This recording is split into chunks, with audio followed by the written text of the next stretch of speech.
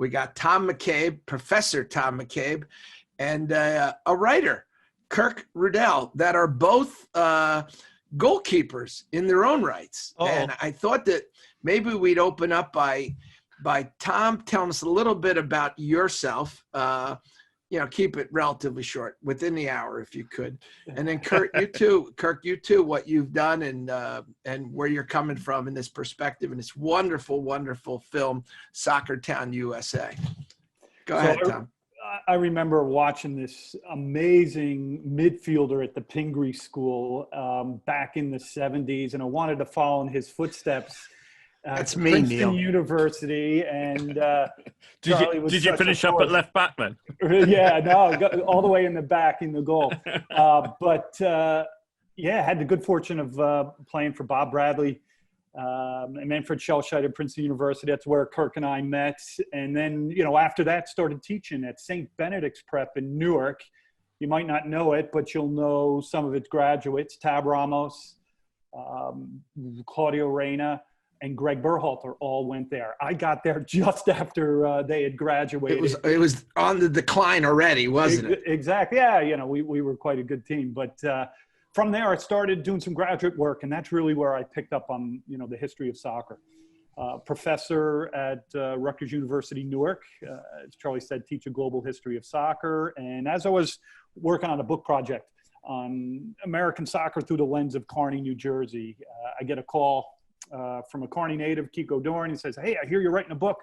I want to do a documentary." And I said, "So do I." And that started us on this journey. And then about halfway through, Kirk stepped in as the Hollywood, writer and storyteller, and I'll let him pick it up from here. Yeah, I mean, people need to realize, Tom, you're a professor. And it's really not that typical that a professor is doing film work. So you needed someone to step in and put that Hollywood hat on, if you will. Kirk, tell us.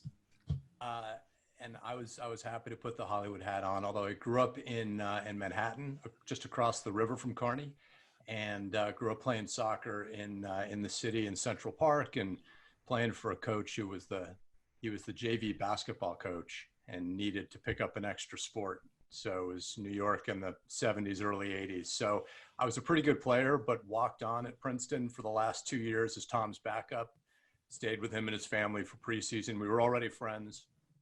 And Tom was, loaning me the old gloves and giving me some advice, and then barking at me when I wasn't retrieving the balls fast enough, and giving him appropriate service and drills. So our friendship, it was very funny, like going inside the lines, because Tom is a very nice, easygoing guy outside of the lines. And it was really interesting to step in and be responsible for prepping him for games and see the competitive side come out a little more.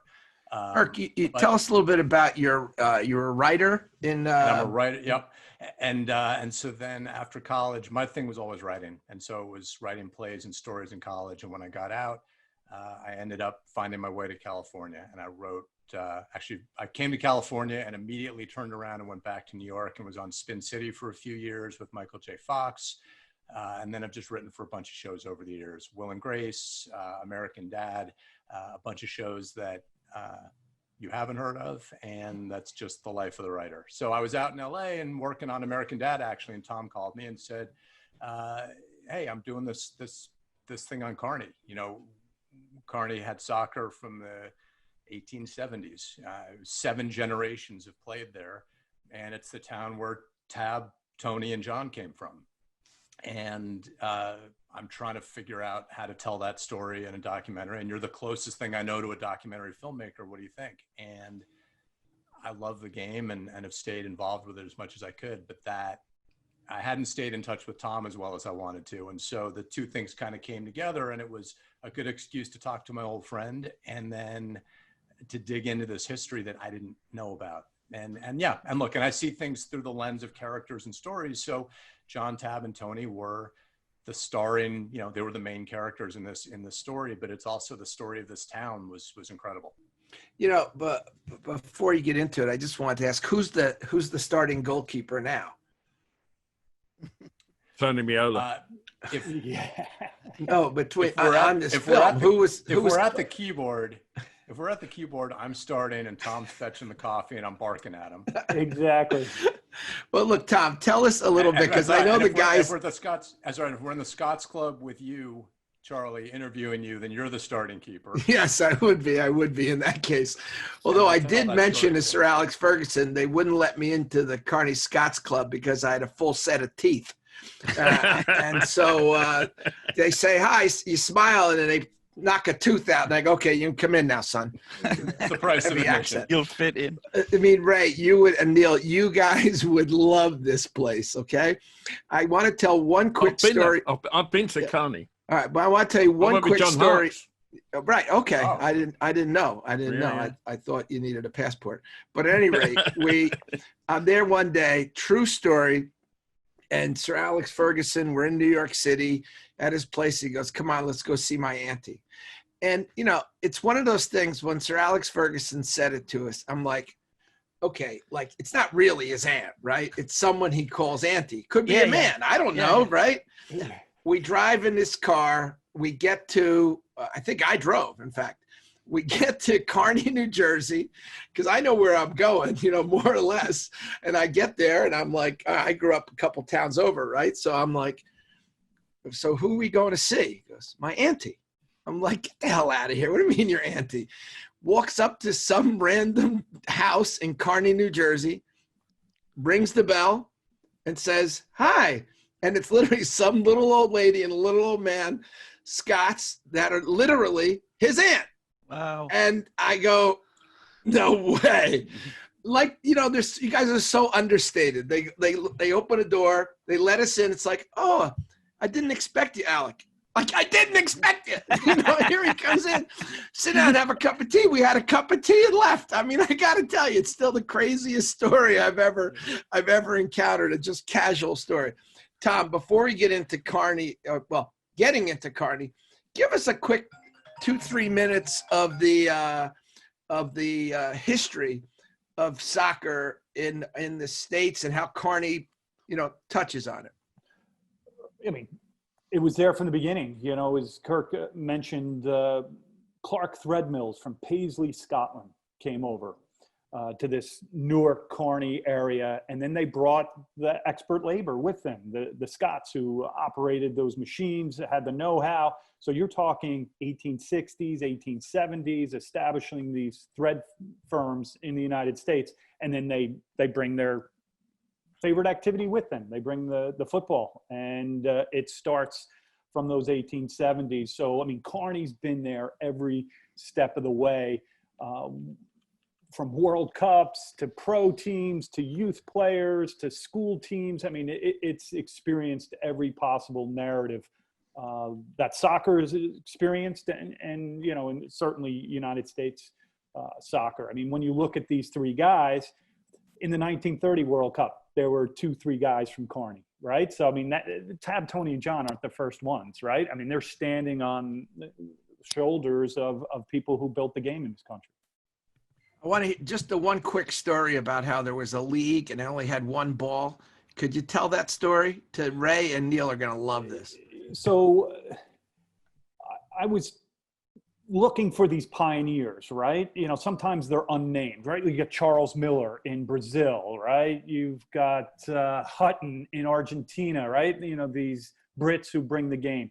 So I was looking for that person. I found the fella in Paterson, New Jersey, who fittingly comes from Macclesfield, England, you know, silk weaver, and sets up, you know, the first club team, Paterson Football Club, in 1880. You know, the games have been played from the 1860s, 1870s, but this is the first, like, football club that I could find, and they couldn't find a ball. They go into Manhattan to try to find a ball. They must have come down to Newark, Kearny to try to find a ball. They had to enlist their friends from the White Star Line, the liner that would go back and forth between Liverpool and New York to get a ball. So they had to wait probably 6 weeks to get this ball, and then that became the ball that they played. Only one ball, fellas. You know the story. It's my ball. I want to start today. This guy had to have done that. It's the craziest thing. Anyway, well, Ray, Neil, I know you guys are chomping at it. Go for it, fellas. What intrigued me about the documentary is that basically they went out every night and played on a hard ground in fenced small pitch, on a fenced small pitch, 5-a-side, 2 teams beating each other up in order to win. Loser steps out, another team steps in, and you got to wait till you get your chance again. And if you want to stay on the pitch, you need to win. And all 3 of the guys, Tony Meola, John Harkes, and Tab Ramos, all said, this is where we learnt to be competitive. And all made the point that that kind of activity doesn't exist in American coaching now. How important was that environment in making USA players great? And how critical might it be to get it back? Yeah, that's a big topic. And there are some developmental stories in there, right, that resonate for now, 2020, early 21st century, and where we need to go as a soccer nation. So, that environment was unique to the United States. It wasn't unique to other places, right? Robert McCord, who's now a coach at Monmouth University, says that's what's happening in Argentina and Scotland and Brazil. That was the competitive cauldron, that people needed to become great players. And that's what they experienced. And now as coaches, there's a big coaching tree coming out of Kearny. They brought that to other places, but it's something that's missing. You don't have blacktop anymore. It's all field turf, right? So it's kind of, you fall down, you don't get a the bump. blacktop's the little rubber pellets in the field turf. Yeah, you get it in your eye, right? So so crucial to the way that generation of players, grew up, and they were playing all the time. The other thing, as you mentioned, morning, recess, after school. Man, they played 3 times before they went to training. Ray, that was like you, wasn't it, really, in Newcastle? I was just going to say it, Neil, as well. In London, we called it back lane football, where you would be from the time that you got out of school till the time that you heard your mother shouting for you to go in. It was all night long under basically the gas lights, and then we got halogen lights, and that was like playing at Wembley all of a sudden. But there was something that really formed you, the close control, the touch, and especially in Scotland as well. In Scotland, it was predominant in so many ways, that cluster of players around a ball. You developed and you sharpened your skills.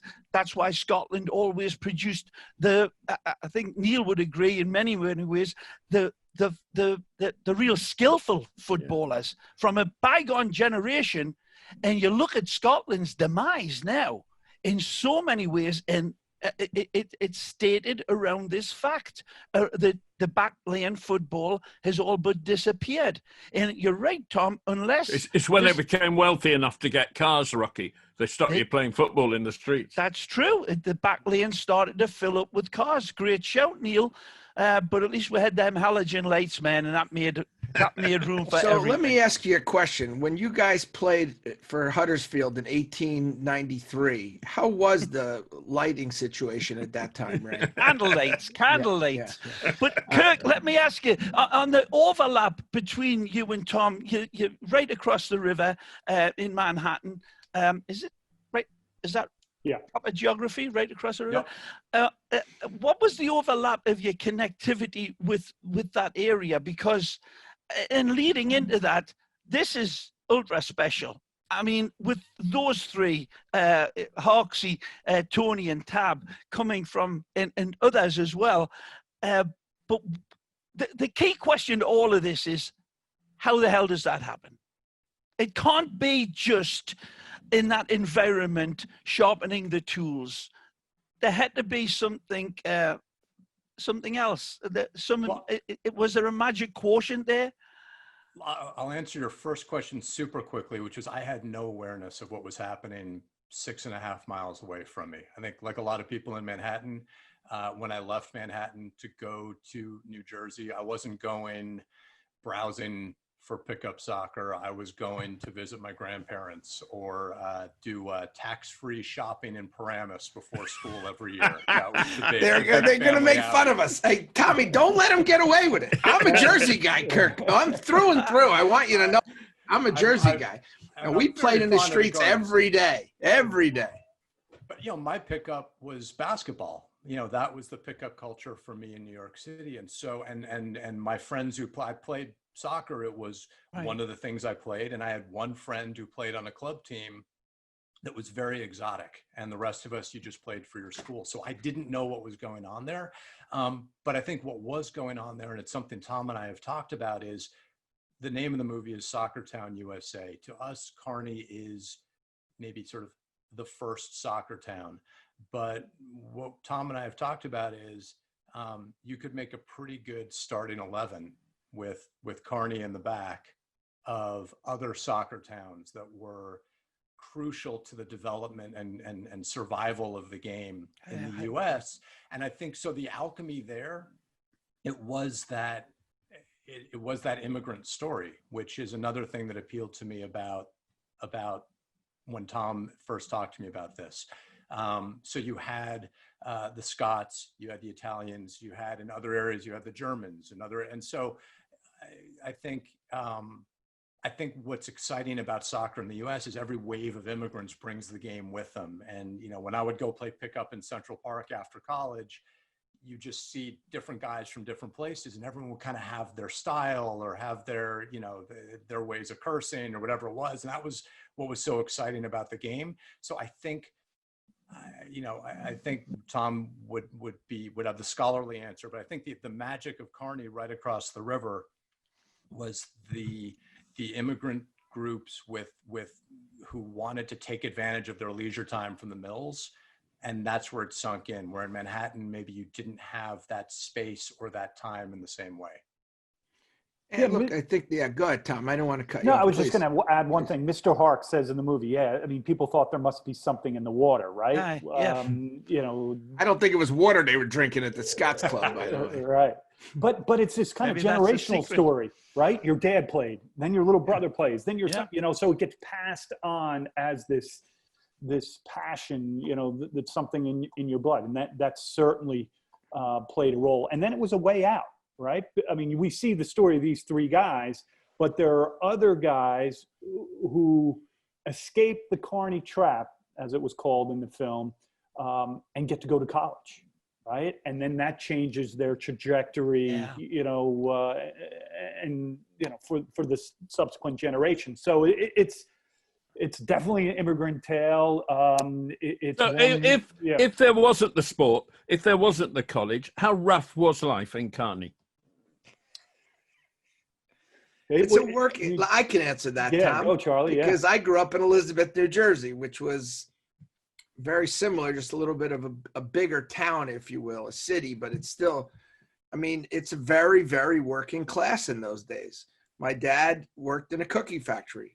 I grew up literally across the street from the cookie factory. Like, when I'm saying you could throw a stone into it, you could kick a ball across the street and hit the factory, right? The house is still there, but the factory's been torn down since then. But everyone worked at General Motors or at Singer. We had in Elizabeth, New Jersey, we had 15,000 people working at the Singer sewing machine factory. Okay. Now I'm sure Tom's going to tell me, I'm sure they had a soccer team, Singer sewing machine factory, and this is Singer from, I think it was originally from England, the Singer sewing machines, and this is before they went to China and everywhere else. People worked. It was a real working class town. And Kearny was absolutely the same exact thing. And that whole area in New Jersey, this industrial, I guess, brown belt, right? We could call it now because everyone sort of left, was all immigrants. And so, this story to me is so, it's just so typical. I never even thought about it. Every day we would play in the street. Now, in my neighborhood, we had some kids that were, it was an Irish neighborhood, so the kids were a couple of generations there for the most part. But when kids moved in, whether they're Italian kids or Brazilian kids, different things, they moved into the neighborhood, all they knew was soccer. Right. You know, that's it. You didn't know anything else, and you didn't have a field. So you had to play in the street. It wasn't like you had an opportunity. And we used to sneak years later. I ended up going to the Pingree school. We used to go over there and sneak over there and jump over the fence to go play on a beautiful, ridiculous grass field. I mean, this is unbelievable. Let me ask and you, wait, lads. Ray, I want to say this. Okay. They had a Scottish guy who we only knew as Scotty, the meanest cuss in the world. And he would, every time we jumped the fence to go over to the thing, he wanted to kill us. And he would wait there for us. But I think there was a little bit of him that loved it. Yeah. Because he clearly was an old Scotsman that loved his grass, but also loved football. So, I mean, that whole area was very much like this. I was going to say, with us, it was a case of another tool that sharpened your control was if you were playing in these environs, in that sort of atmosphere in Newcastle, and perhaps in Kearny, excuse me, was that if you didn't control the ball, or anybody was able to hit the ball without any direction in the alleys and stuff, and it went over the wall, you'd say goodbye to your ball. That was it. It was over. So these are aspects that really did sharpen it up.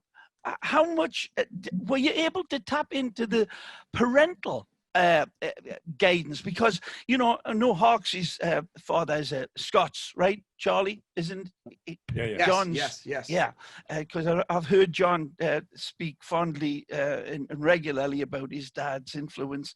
And Tony and Tab coming from a foreign country originally. What was the soccer at this time wasn't the route to glory or fame or fortune.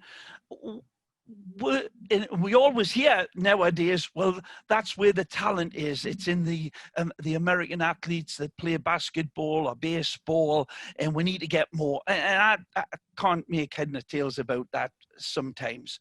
But if that's the situation, what was the effect from the parents on these young? Was it encouraging, or would they have preferred to see them take a baseball bat in their hands?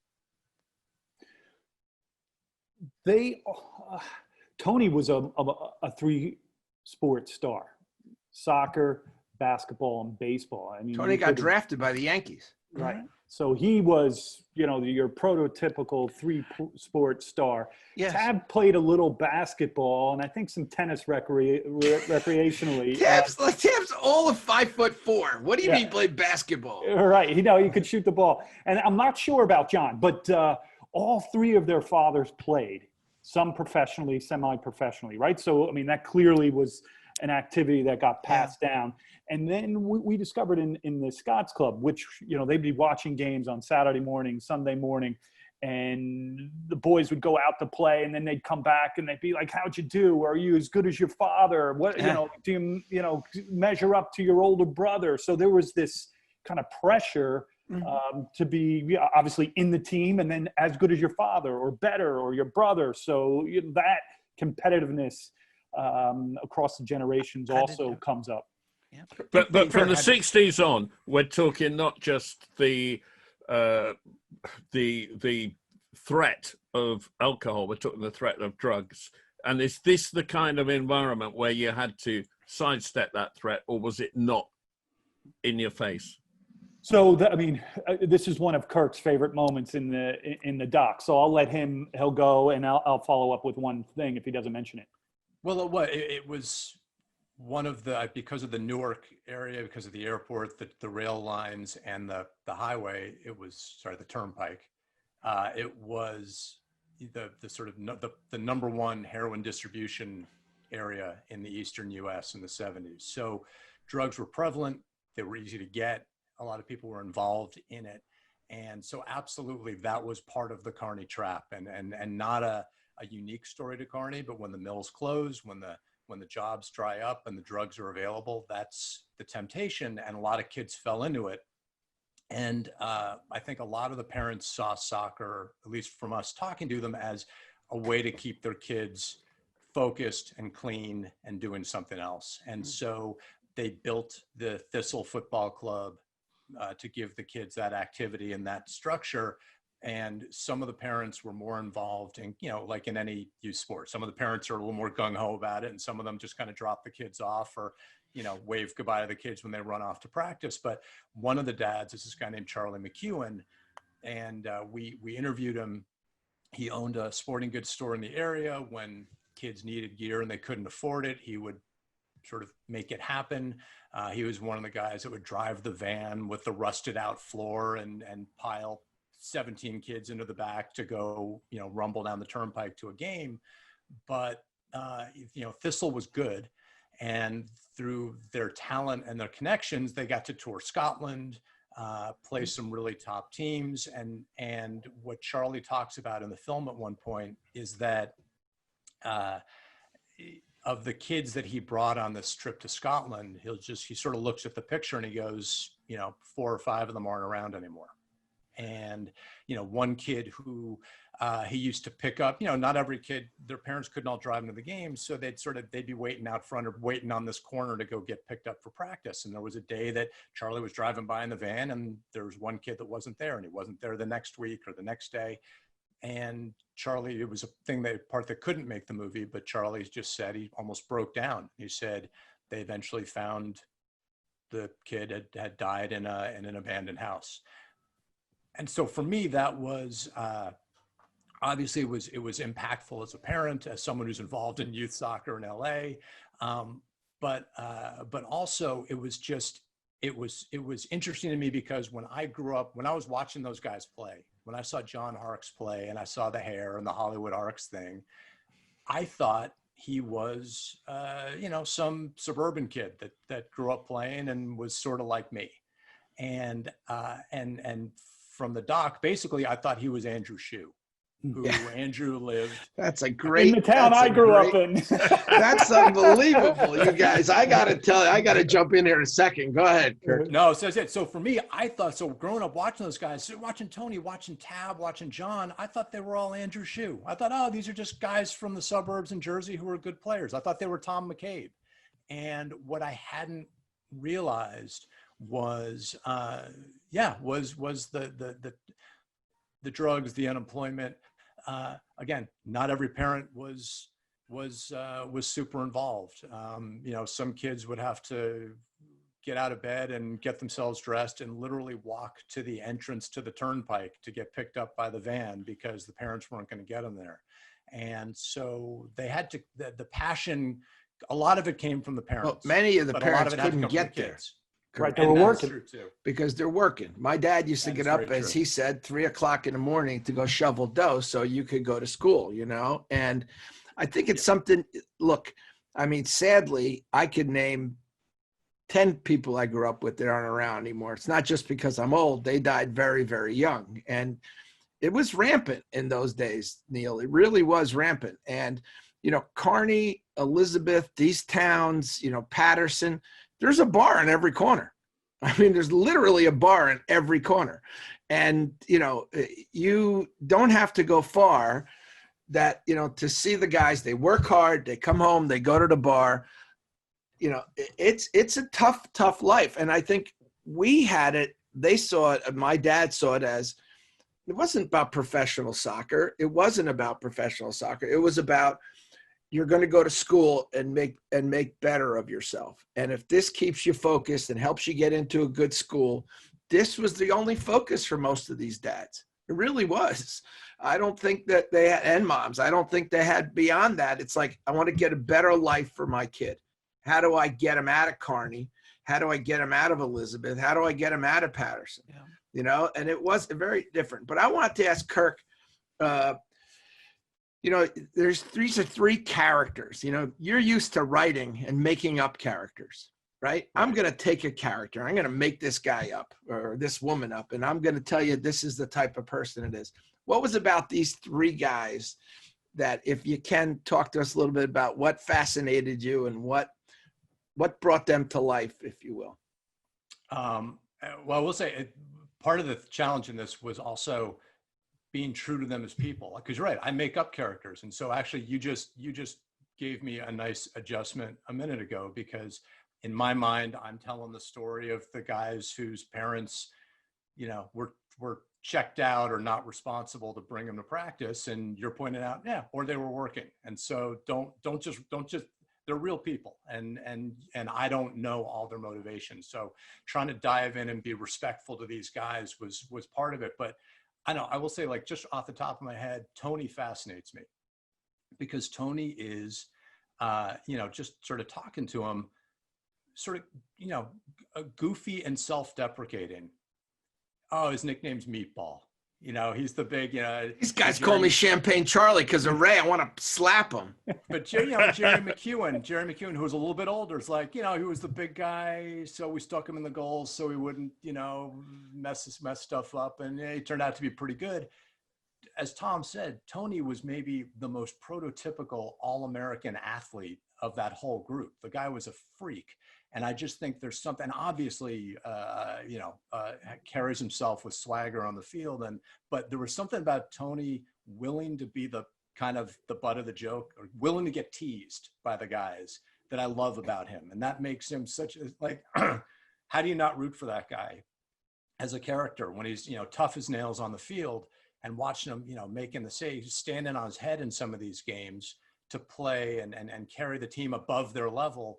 But also, willing to play little brother to guys who are smaller than him, who were teasing him. So I love that as a character. Tom, I'll let Tom do the next one. And what was also fascinating, and something, when you look at these three guys, right? John is, it's like all the right moves with a soccer ball, right? That and he's Tom Cruise, right? He's the. Oh, don't tell him that. He's going to be insufferable now. It's all right. He was on People Magazine, wasn't he? Harkes is better looking than Tom Cruise. Yeah, but I think Johnny, if I remember correctly, was on People Magazine as one of the prettiest people in the world. Right. Yeah. Yeah. I think top 50 in and around the, the 1994 World Cup. So, I mean, he's good looking, he's charming. And then a lot of the people we interviewed, from Thomas McEwen, Robert McCourt, Mike O'Neill, they were all in the same orbit, right? Same year or a year separated in high school. They played the pickup, they played the high school together, they played the club ball. And, then you have Tony and Sal, right? Kind of two Italian-American guys, Sal a little bit of an outsider. Is his cousin who went to Columbia to be a goalkeeper. Right. I mean, Columbia University, excuse me, not the country. Yeah. I mean, amazing, best friend story, rivals turn best friends. And then you've got Tab, who, describes himself as the loner, right? As the writer. So it's like this first part of this, Latin immigration to New Jersey, right? I mean, he tells a story that they had some initial housing right near Red Bull Arena, like a couple streets away from current Red Bull Arena, and they got kicked out because they ate too late at night. They were eating at like 9 o'clock. The kids were running around the floors. They're speaking Spanish, and they boot him out. And then he has to go to a lesser apartment closer to Harrison High, the cockroaches and mice and rat. Yeah. And, you said it just crushed my mother, right? So Tab has this really interesting story from when he first arrives all the way till now. I mean, it's kind not of that suburban lifestyle. It's ups and downs, twists and turns, so all these guys are great characters.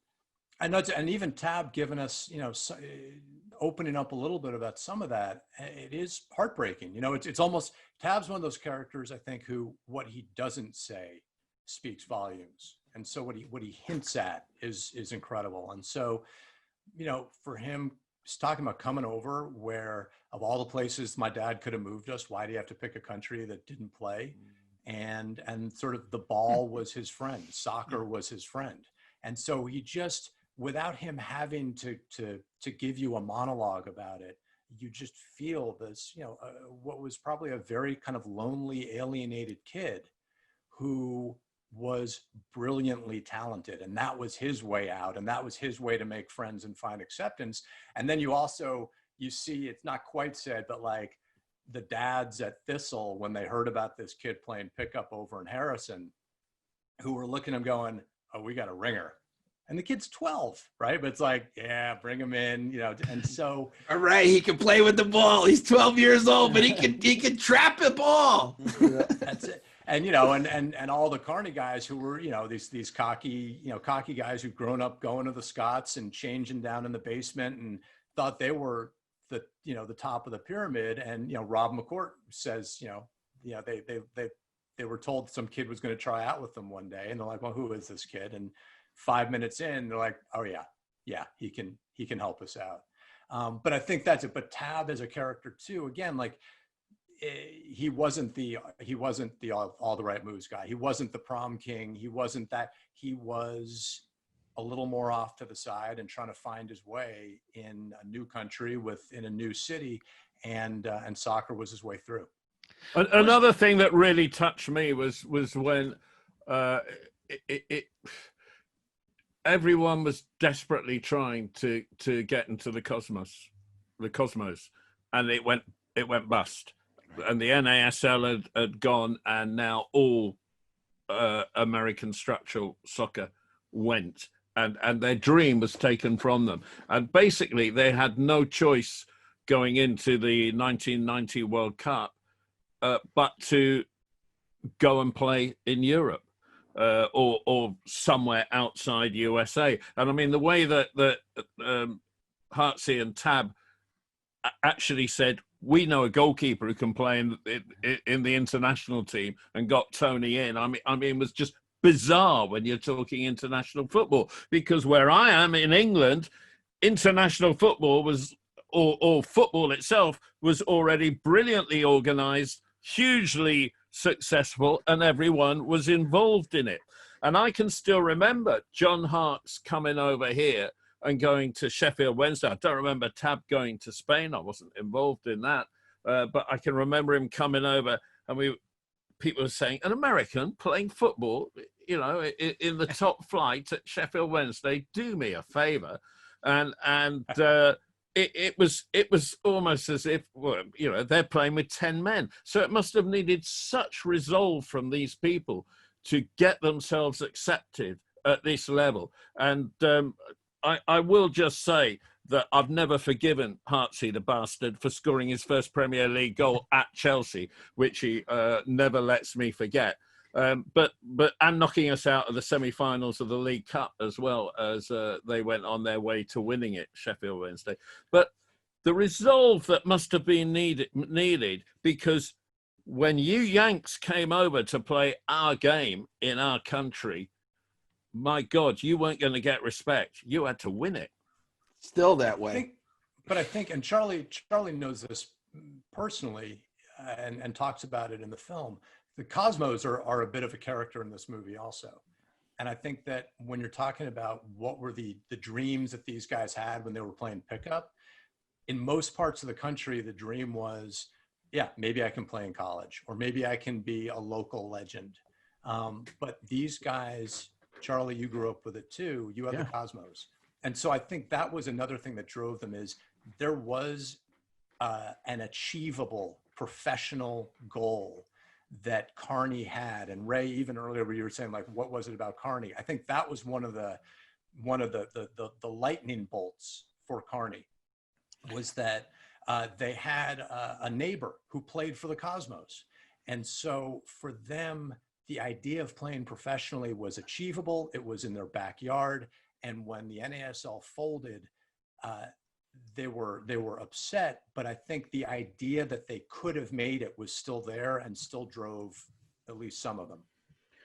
Yeah, look, I experienced it firsthand in that, but I was 17 when the Cosmos exploded. These guys were 10, 11, 12 years old, right? So they were really at that point, wide-eyed. And as you said, they could look at it.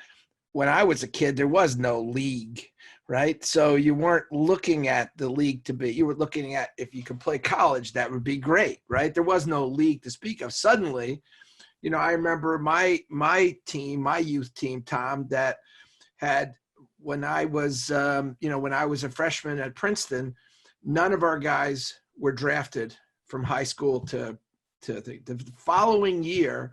7 kids on our club team were drafted to be in the North American Soccer League. 7 kids. They only drafted, whatever, a couple dozen, you know what I mean? And 7 kids on this team were drafted because it just like a switch in that 1 year, it just had changed.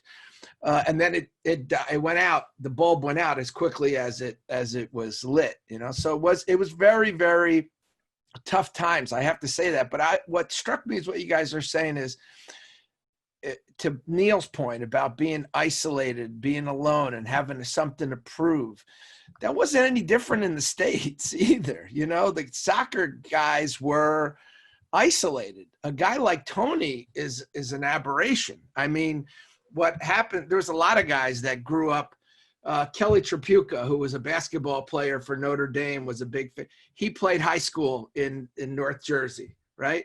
He was a great basketball player, but he was a great athlete. So he also played soccer. Tony, is a guy that could do it all. As you said, Johnny was popular. I think at Tab, it breaks my heart. You know what I mean? Because here's a guy that was like, and knowing Tab and loving him and respecting him, it's just, I could see it must have been a very lonely existence for the guy. No wonder he's good with the balls. Probably it was his only, outlet was that ball, Like Ray. Ray has no friends either. He just had the ball. It really is. I mean, it's one of those things that it happens all over the world. The fact, though, that in this confined area produced so many, diamonds, let's be honest, of football that were pioneers in their own way and developed. I want to ask you, Tom, Kirk, what was the situation where, Tom's writing the book, you knew Kirk, but what about the whole advent of getting people to finance the thing on a production level? Did you have offers to come in and to lift it up? Was Charlie involved? Charlie tried.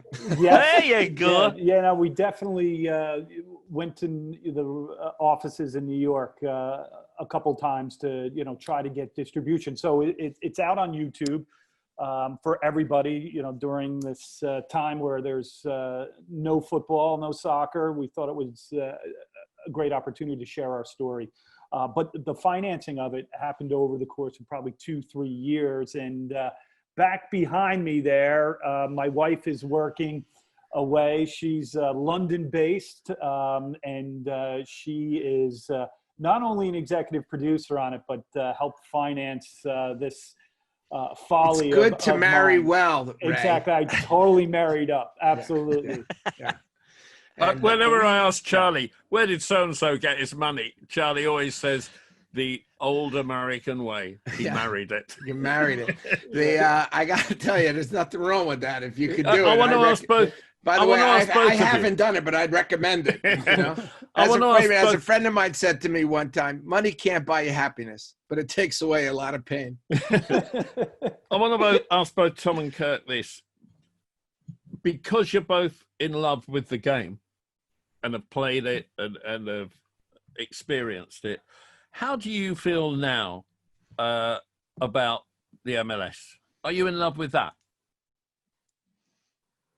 I'll go first. Yeah, I am. I mean, it's 25 years old right now. I wouldn't call myself an apologist for the game here, but you do have to give that league a wider berth, right? Because it's just, playing by a different set of rules. I would love to see more homegrown players get opportunities in that league. I think we're creeping towards, what was mentioned in the film, the non-American soccer league. But between the stadiums, the crowds, I mean, it is, something that I've enjoyed seeing evolve. And I'll circle around to a personal point. So I have a home video of my son jumping up and down on the bed, naming all the teams in the league. He was born in 1998, so this would probably have been. Well, you should tell the boys what your boy's doing now. I'm headed towards that, right? So he's going to Kansas City Wizards, Miami Fusion, right? He can barely speak. And he's now in his second year with FC Cincinnati in the league. So in the course of of that. I mean, it's amazing to see the league grow and him, you know, trying to make his way as a young professional right now. So, yeah, I have a lot of love for Major League Soccer. A season ticket holder and enjoy going to the games. You know, stuff that Season ticket holder at New York Red Bull. Yeah. Or as we like to call it, formerly Metro Stars. The Metro Stars. Yeah. Just check it wasn't the city. But. Yeah. And I would say, and for me, it's my MLS thing is that I grown up in New York. I loved when the league got started. I tried to attach to the Metro Stars because I knew Charlie was there, and a friend of ours named Chris Unger was working with Charlie, who was a year ahead of us in college. And you know, I had gear. I didn't have the passion. And so I followed the league, but I was probably more passionate about the EPL than about MLS in terms of fandom. And then Los Angeles started a new team. And I grew up in New York. I have a very hard time rooting for Los Angeles teams generally, but they announced that Bob Bradley was going to be the coach. And so I had this sort of wonderful experience of being able to be a fan from the beginning of a new club coached by our old coach and Charlie's good friend, and get to go to games. I've gone to the training grounds a couple times to catch up with Bob, who's been lovely and gracious, and my daughter's gotten tours of the facility, and Mike Sorber said he loved the documentary and very much wants us to do one about St. Louis now. And so, which wouldn't be a bad idea, actually. It'd be a great idea. We'll talk after the show. Yes, we will. But I think Just that's tell me about going to see a game at LAFC, because I've not done that yet. Honestly, they did a great job with it. And the only other place I'd been out here was, Galaxy's StubHub, whatever it's called now, which is fine and is a good park, but as LAFC would say it's shaped like a martini glass, and LAFC is shaped like a shot glass. And so you're in it more. They've got their small version of Dortmund's yellow wall with the 3-2-5-2. The sound is good. The sight lines are good. And the soccer's good. And that's the thing too, is just, I'm proud of the fact that when we go to games, LAFC is the team that tries to play out of the back, tries to build, tries to combine, tries to play beautifully, and isn't just kind of booting and running, which I think still too many MLS teams. I agree, Kirk. I've been to a couple of games at LAFC, and for me, I've said this many times on the football show, it's the template for all MLS teams to follow, even the ones that were the originals. That's the place in order to not just build out, but the challenges that they overcome as well. And the right people at the right time, in the right places, right from the top to the bottom. They've been wonderful.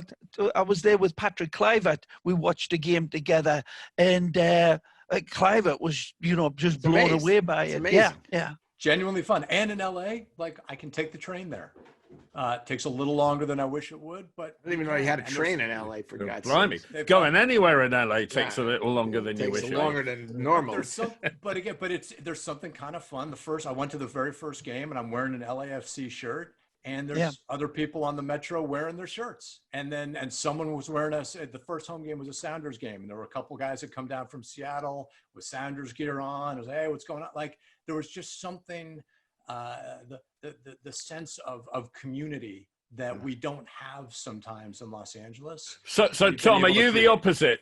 Are you the opposite to Kirk with the Red Bulls, that basically you're just a depressant? No, certainly not. I love the experience, and I love to share the experience. So I'll drive into Newark, go to a Portuguese restaurant, have some shrimp and garlic, and some chorizo. Have lots of garlic, by the way. Lots of garlic. And then we walk across the Jackson Street Bridge to go to the arena. Literally, you walk there. It's great. Yeah. You can. It's got kind of that Euro feel. I mean, I teach in Newark, right? So I'm a huge fan of Newark. Love going to those games.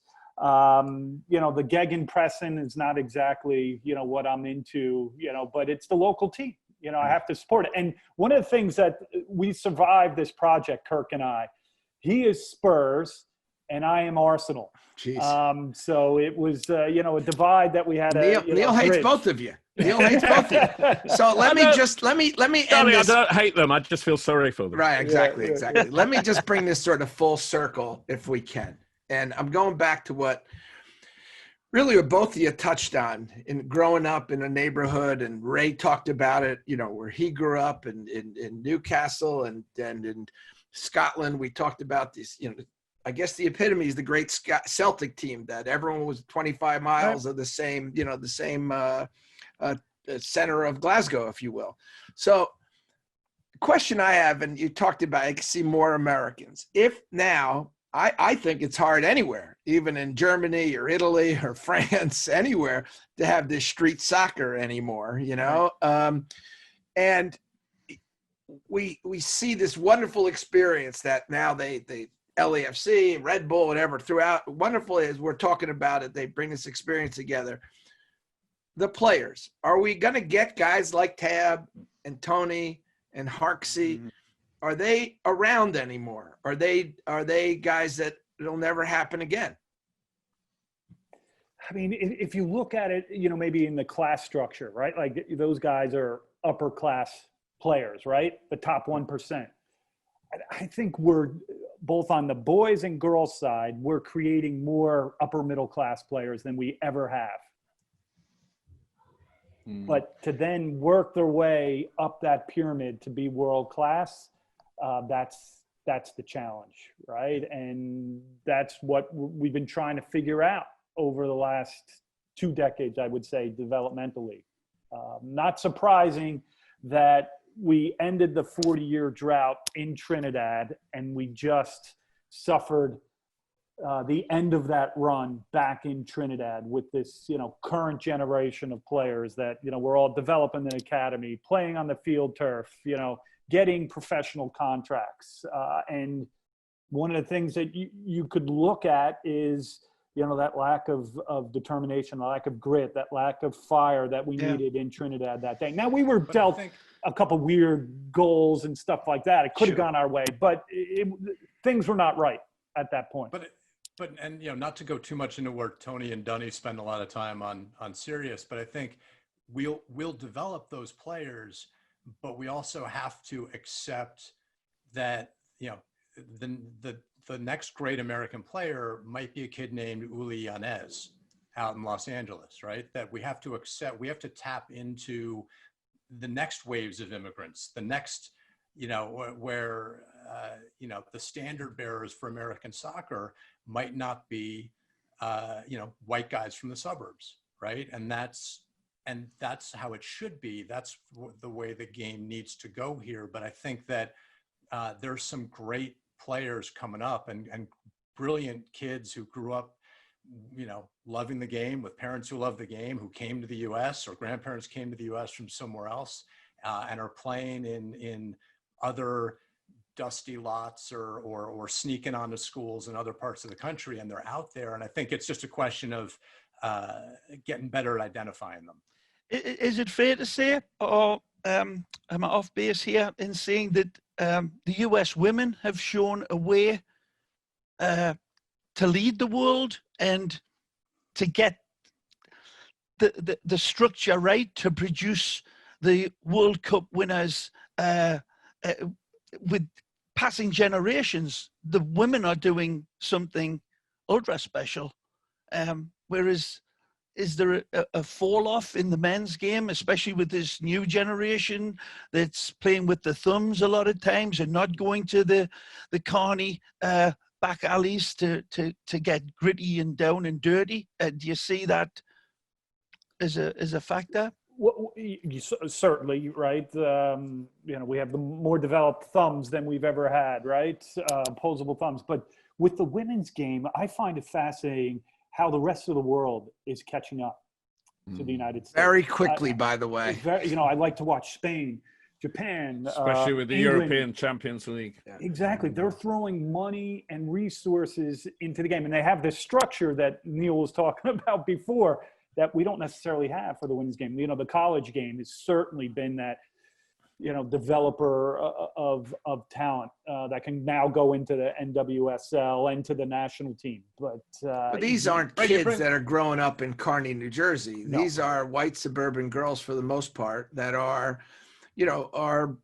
wonderful athletes and have learned the game and have done a great job, but they're not, I don't think there can be any connection, if you will, between the Johnny Harkes of the world and these guys. One thing, Ray, that you're bringing up, which I think is important, and Tom and I both feel strongly about, Soccertown is a very male story. And the story of Kearny soccer in the 70s and 80s was male dominated. But if you're talking about global soccer success in the US, it's the women's story, obviously, right? But I think that the women's game here is fantastic. The women have been brilliant, and they also had a head start over a lot of other countries, right? Because they were able to play in college. Sure. And, my daughter went to a French school out in LA for her first 6 years. And a lot of the French families, my daughter played soccer. She would go play in the schoolyard with the boys. And most of the French girls in school with her didn't play sports. Their parents just thought it was not something girls should do.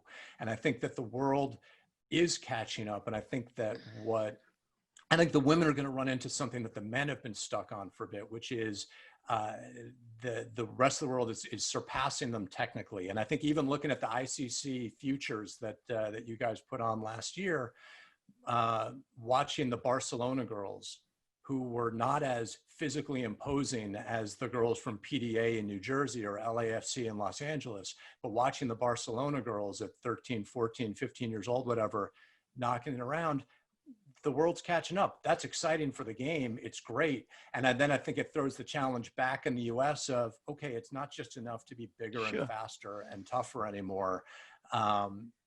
Where's that individual flair? And the same challenge for the men's side and the girls' side, which is, out here in LA, we've got girls who are growing up playing with their brothers in underserved communities who are magic with the ball. Some of them might even, Ray, be magisterial someday. But we got to find them, and we got to give them a place to play, which gets into a whole other thing. But I think that that's for another show, Kirk. That's for another show. I just want to say, welcome to America, where men are men and women win the World Cup.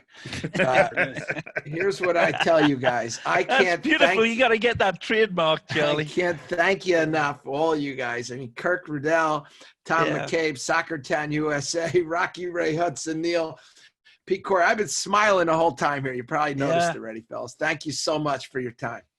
Thanks, Tom. Thank you so much. Thanks for having us. Great Great program. stuff.